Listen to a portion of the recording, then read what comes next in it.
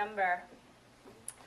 I could tell by the way her hands were sitting limply in my grip, like a pair of old socks, that she didn't forgive me, that maybe she would never forgive me. Other couples have been through worse than this, I said, lots worse. We were standing in the kitchen, facing each other, surrounded by an audience of appliances. It occurred to me that most of them had been wedding gifts. Deb said nothing. Her gaze drifted down to my hands and stayed there. I let go of one of her hands to lift her chin. She tilted her eyes away to somewhere beyond my right ear. Beside us, the fridge began to hum. Sandra and Mark, he cheated on her, slept with another woman. I felt it important to clarify. And look at them, happy as can be. I didn't even cheat. I didn't do that. She was silent still. I started to get a little angry. I said, aren't you going to talk to me? Why won't you talk to me? Just talk to me. Can you at least do that? She started, and that was it. Her mouth opened for the merest second and then shut. I relaxed. I let go of her chin, and it dropped. A red curl fell over her eye. She looked so defeated, but I hadn't done anything to her, not really. I'd only just met her. Nothing even happened. She gave me her number, and that was that. I only took it to be a nice guy, so I wouldn't hurt her feelings. That's all I was doing. Deb shook her head. She was staring at her hands again. I wondered if she was looking at the matching gold bands there. I thought I could almost hear what she was thinking.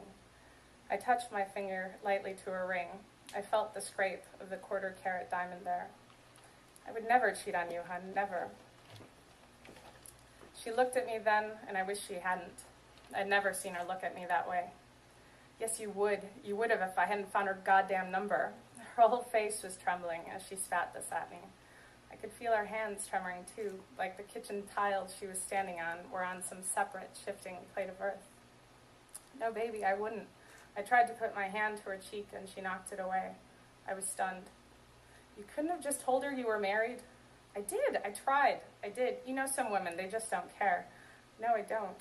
Deb had taken her hands back from me and crossed her arms in front of her.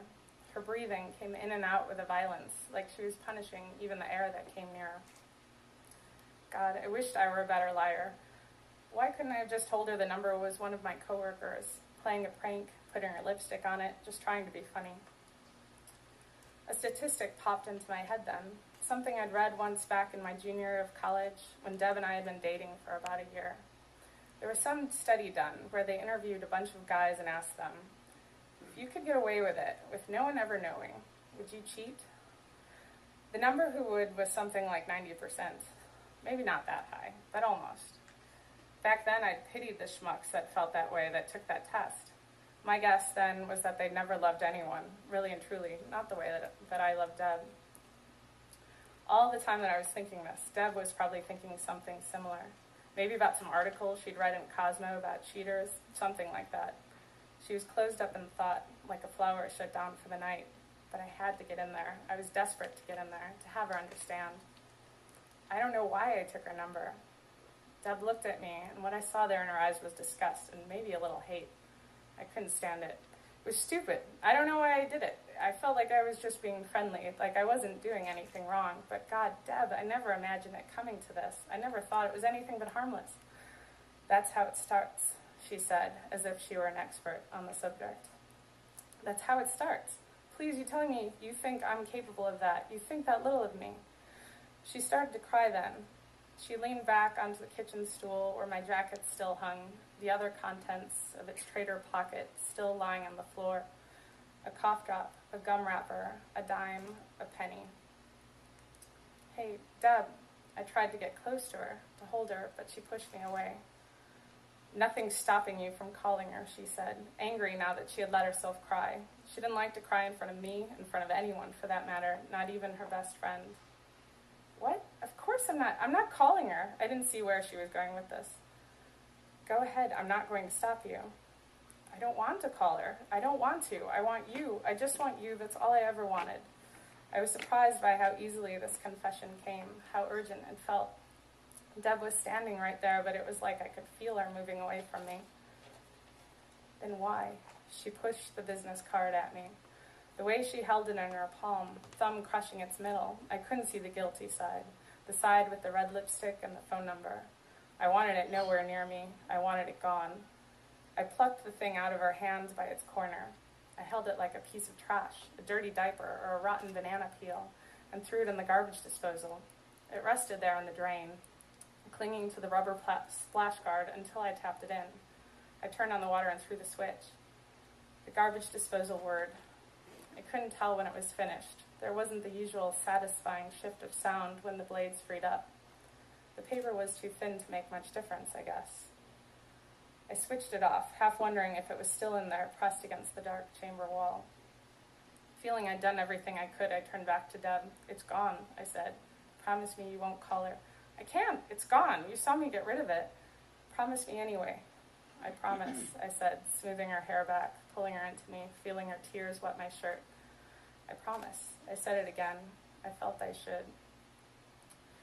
Deb and I stood like that for a while, me holding her while she cried. She got quieter and quieter.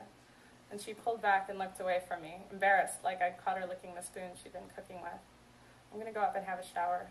She smiled this little, flat smile, and I could see she was going to forgive me. This would be over, not today, but eventually. I squeezed her shoulder as she walked away.